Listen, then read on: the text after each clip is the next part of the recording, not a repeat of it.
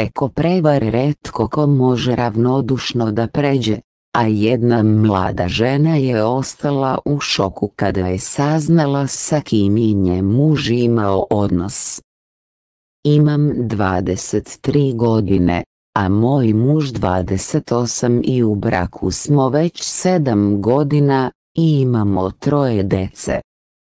Prvi put sam zatrudnela sa samo 16 godina, a već tada smo oboje bili spremni da započnemo život u zajednici, počinje svoju ispovest ova devojka.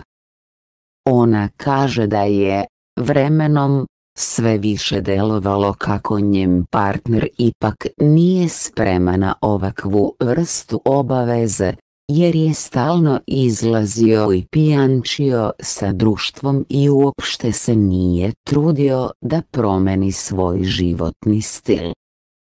Nasuprot njemu, moj život je postao sasvim drugačiji. Sa 17 godina sam čuvala prvu bebu, pre nego što sam napunila 20 sam već imala 2 dece, a sada imam i 3. dete koje ima samo 1,5 godina, kaže ona.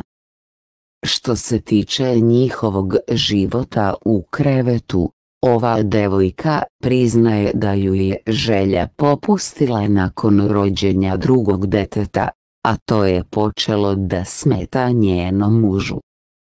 Stalno se žali kako uvek stavljam potrebe naše dece ispred njegovih potreba, što ja mislim da je sasvim normalno. Drugi problem predstavlja to što je on od početka karantina izgubio posao i morali smo da se iselimo iz našeg iznajmljenog stana i uselimo kod moje mame, iskrena je. Navodi da je njena majka razvedena 39-godišnja žena koja joj je uvek pomagala oko dece, pa se i sama ponudila da se svi presele kod nje u kuću.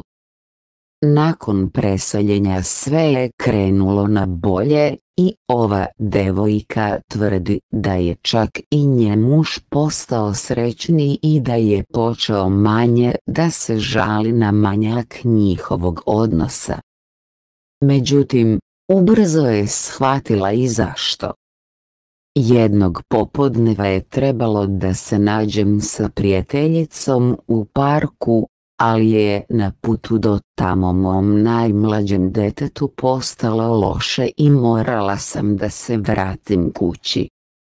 Kada sam otvorila vrata čula sam uzdisanje i stenjanje iz spavaće sobe.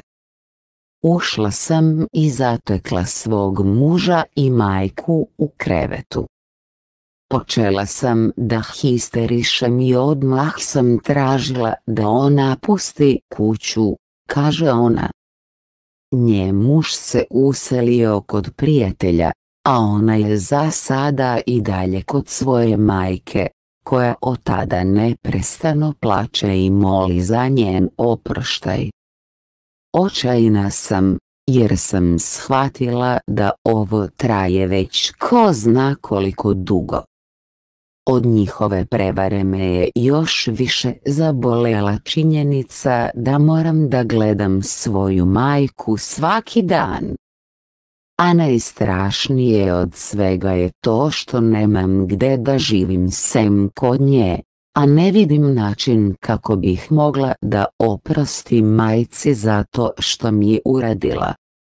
Ne znam šta da radim, završava ona svoju ispovest.